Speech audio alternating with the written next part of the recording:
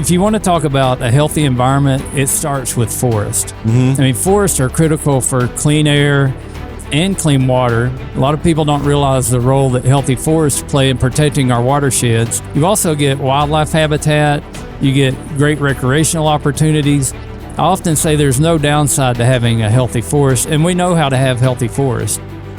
The public lands have been severely mismanaged. Forestry is a huge part of the economy in my district. And even in Arkansas, forestry is the number one sector of agriculture, which is the number one industry in the state. And I spent a career working in forestry before I went to Congress. And it's just very frustrating to have all these public lands and all these assets that everybody treasures that could be providing useful products like lumber to build homes.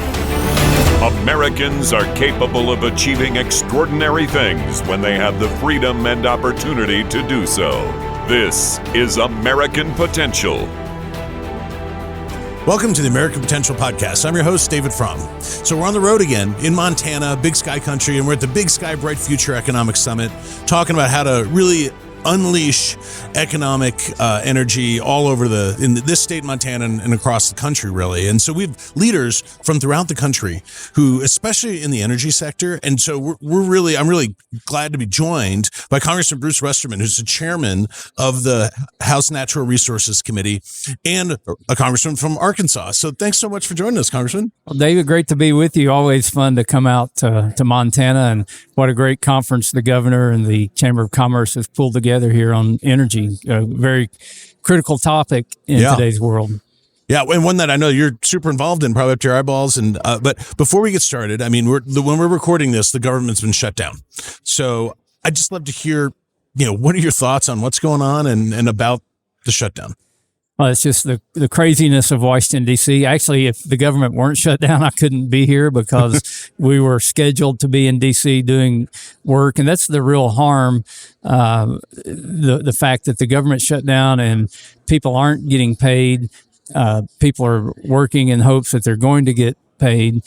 But things also aren't happening. We're not having hearings. We're not having markups. We're not able to advance our agenda, which we've done a great job of since President Trump's come into office. We've passed the One Big Beautiful Bill, the reconciliation bill.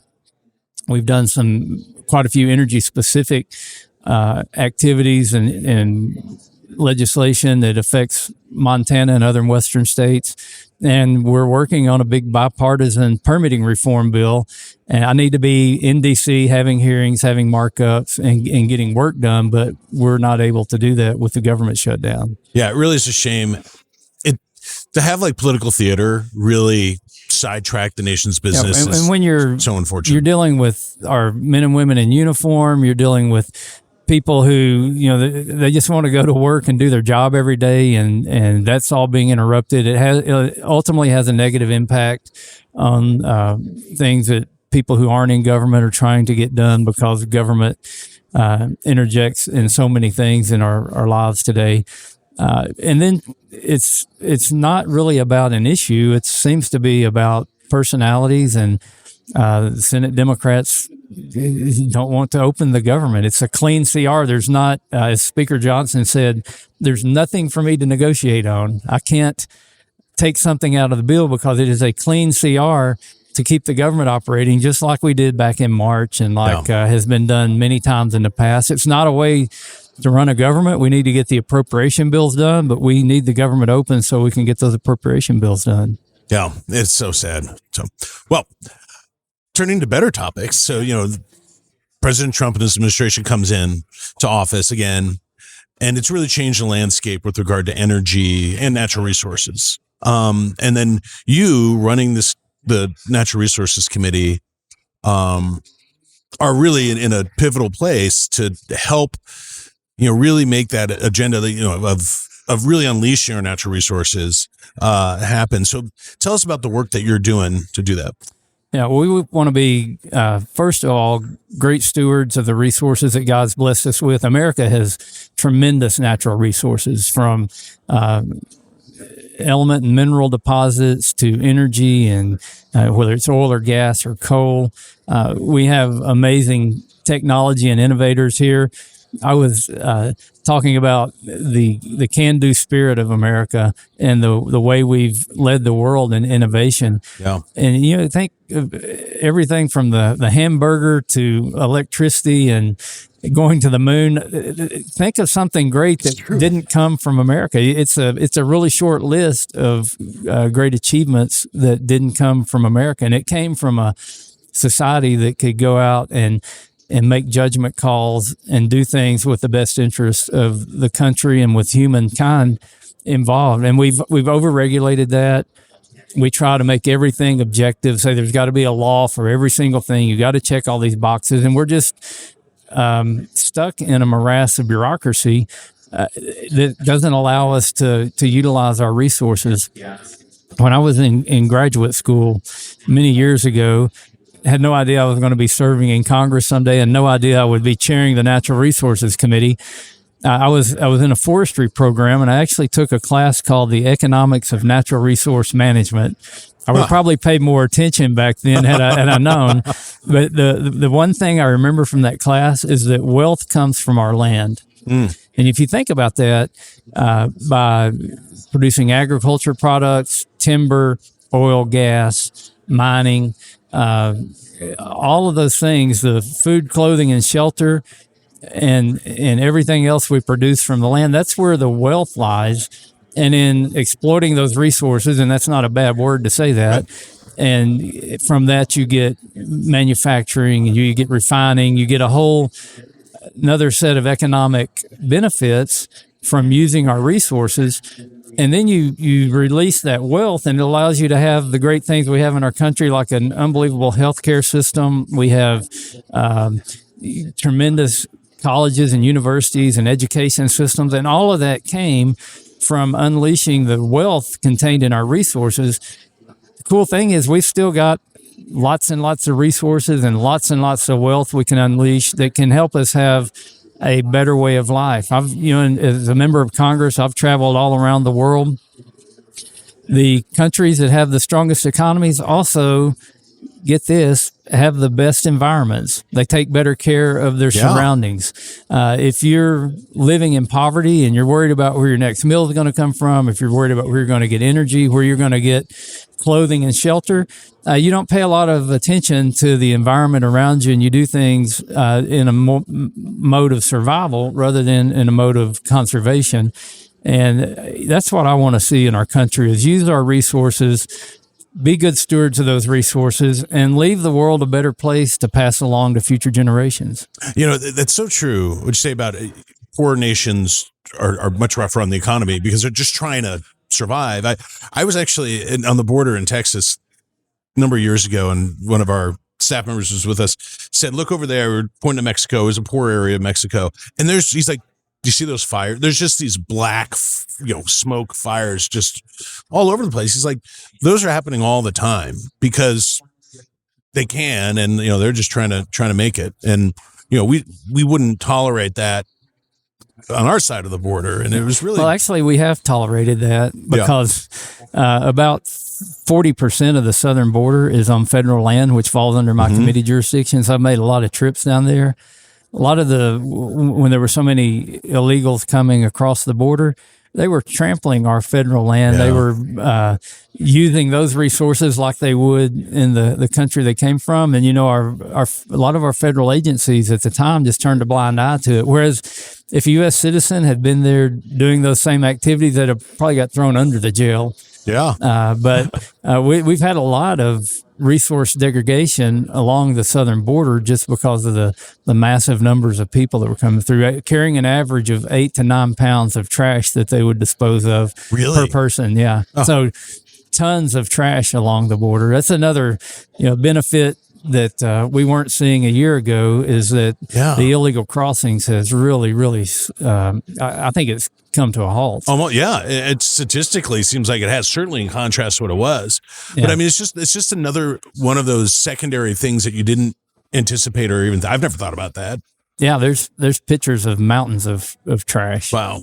Yeah. I want to ask you about something in your role as a natural resources chairman that's a little different than what I thought about. I definitely want to talk about the permitting reform. I think that's so important and something that AMP is really excited about. That's the biggest thing we've got coming up right now. But you have a background in forestry, and especially in Western states, it's so important. I think there's just been an irresponsibility, and to some degree, on the part of certain sectors of government. And we see these wildfires and other things that, like somehow there's a scarcity of timber and all, which just isn't the case. Can you kind of talk about that problem a little and characterize it? How long have we got? I know, I figured that was the case. So I often joke with people, I have the two worst educational backgrounds to serve in Congress. My undergraduate's in engineering, and engineers think with logic and reason. Then I've got a graduate degree in forestry where we look at long-term horizons, and I say neither one of those are usually that much appreciated. But if you want to talk about a healthy environment, it starts with forest. I mean, forests are critical for clean air and clean water. A lot of people don't realize the role that healthy forests play in protecting our watersheds. You also get wildlife habitat. You get great recreational opportunities. I often say there's no downside to having a healthy forest, and we know how to have healthy forests. The public lands have been severely mismanaged. Forestry is a huge, huge part of the economy in my district. And even in Arkansas, forestry is the number one sector of agriculture, which is the number one industry in the state. And I spent a career working in forestry before I went to Congress. And it's just very frustrating to have all these public lands and all these assets that everybody treasures that could be providing useful products like lumber to build homes. Yet we're dependent on 20 to 30% imports of wood products to build our homes. And we watch our forest go up in smoke every year, which again, putting pollutants in the atmosphere through particulate matter and all the things that go up in a forest fire, putting more carbon in the atmosphere. If you're concerned about carbon, you should be concerned about keeping our forests healthy. Yep. And at the same time, destroying wildlife habitat, destroying streams and watersheds. And it's really a sad commentary on where the bureaucracy has taken us in our country. We've got a bill called the Fix Our Forest Act. Yeah. Passed with huge bipartisan support in the House, and it's in the Senate. Hopefully going to be marked up and passed out of the Senate and headed to President Trump's desk very soon. It's a really good bill on putting common sense back into forest management. We need more markets for not just the lumber that comes off of the timber, but for the raw materials. But there's some very exciting things happening with stuff like biostimulants, biochar, energy, to really maximize the value of that wood coming out of the forest, both the saw logs and the low-grade material that needs a market. That's great to hear. I hope that passes and we get back to a more sane position here. So let's talk about one of your main pushes, which is permitting reform when it comes to energy projects. Can you tell us about the legislation and where it's going and what it does? Yeah, so this is something we've been working on for a long time, and we call it the SPEED Act, Standardizing Permitting and Enhancing Economic Development. Permitting in our country and the regulatory process has really thrown a wet blanket on development. And as a result of that, we see China leading the world in energy development and leading the world in mining and processing of not only copper and steel, but rare earth elements and critical minerals. And we've become beholden to China on things that are critical to our national security. Yeah. And the maddening part of that is that we've got all of it here in the United States. We've just been exporting our wealth to China. Back to the statement I said about when we develop our resources, it generates wealth. Well, we've quit developing our resources. We purchase those resources. So we're exporting our wealth to bring in other people's resources when we could be producing them right here at home. But the permitting process, and particularly NEPA, the National Environmental Policy Act, which it's over 50 years old now, well-intentioned, along with things like the Clean Air Act, the Clean Water Act, really did some good things to clean up some bad practices that were happening. But now the pendulum has swung way too far, and you can't hardly get anything permitted. The average is 4.7 years. If you're talking about public infrastructure, or over 6 years. If you're looking at mining, you start measuring it in decades. There are projects that are 30 or 40 years in the process of trying to get a permit, and they're still hung up. And on top of that, you can get a permit, and the current NEPA law allows you a 6-year time frame to be sued in an Article 3 court, where a judge can issue an injunction and stop your project after you've invested millions or billions of dollars in it. It's putting a real damper on the appetite to invest, and it's doing great damage to our economy, which now is affecting our national security. Energy has been kind of at the front of the permitting battles because it's so critical, and there's been such an attack on fossil fuels. So litigants and bureaucrats have used the law to stop projects, offshore energy production, onshore oil and gas production, coal mining, all of that's been under attack. Not to mention forestry, building new roads, building new bridges, advancing or keeping our navigable waterways open, building ports and airports. There should be a massive coalition of people reaching out to Congress saying you have to get permitting reform so that we can get that can-do spirit back and we can build things in our country again. And it's not just projects that are, I hate to even use the term Republican projects or Democrat projects, but we can't build transmission lines. You can't permit windmills and solar farms. So there is a bipartisan effort, and we have a bipartisan bill. It's going to take 60 votes in the Senate to get the SPEED Act passed. That's why it is critical that people get engaged and, call their members of Congress and get active in getting this legislation passed. We can't meet our energy demands under our current permitting process. Well, it just seems like such a basic common sense. Yeah, it makes all the sense in the world. I mean, because we're not talking about streamlining this so that there's irresponsible permitting and pollutants. It will actually be good for the environment. Go back to the forestry part of it. If we could manage our forests and not be burning them down, people, a lot of times it's the Endangered Species Act during the NEPA analysis that stops a project from happening. Well, is it good for that endangered species when its habitat burns up and it gets cooked to a crisp? No, that's not helping the environment in any way. Is it good for the environment when federal agencies are bogged down in litigation instead of doing work on critical habitat, doing work on making sure that clean air and clean water standards are met? We're not saying to do away with the standards, but create a process where you can actually get an answer and not worry that the answer is going to be taken back and your permit's going to be reneged after you start the construction process, and do it in an orderly time. 4.7 years on average is 4 years at least too long. Yeah. I mean, it just seems so imperative to unleash American resources. I mean, we have them. We can be self-sufficient. We can export. We already do export some.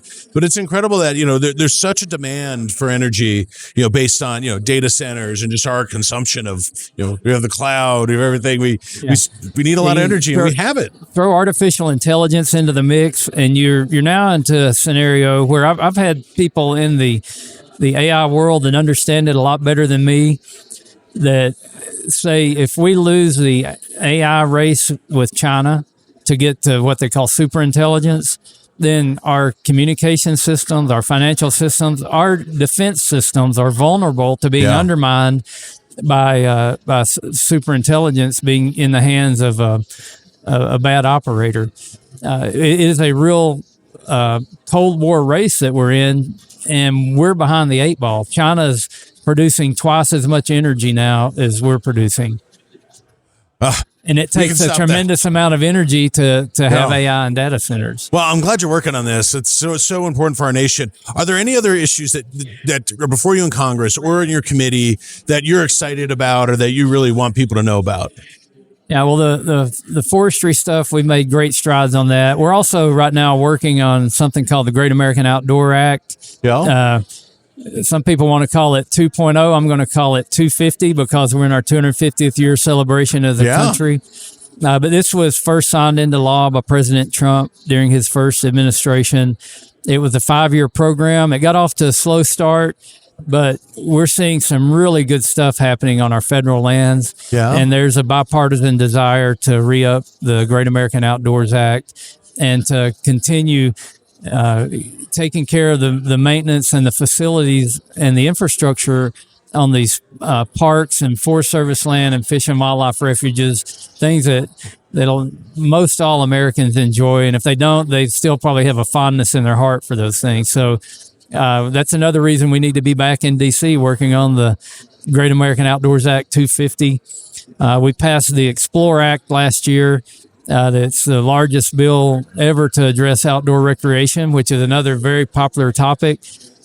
People always talk about the gridlock in D.C., but the Explore Act passed unanimously in the House, unanimously in the Senate, and went on and President Biden signed it into law. Oh, great. Which has huge benefits for all of the country, but especially on our public lands in the West. That's great. Well, Congressman, thank you so much for joining us. Yeah, David, great to be with you. Thanks for what you're doing, getting the message out. I get to just talk to people, hear stories, talk to people about their stories, about what great work they're doing. I mean, I get so excited about what people like you are trying to do for our country, and then ordinary people, what they're trying to do to make their country and communities better. So I got a great job. And so, well, the things I'm working on, the major cable networks aren't that interested in reporting, but I appreciate you having a podcast to talk about what I say are the real issues facing our country. Well, Chairman, thanks so much. Yep. Thank you, David. Appreciate it. If you like this episode and would like to stay connected with the podcast, please subscribe to our channel and find us and like us on Facebook, Instagram, and YouTube. And always remember, freedom and liberty are easily taken for granted. Don't take them for granted. Go out there and defend freedom and liberty. Thanks for joining us, and we'll see you on the next episode.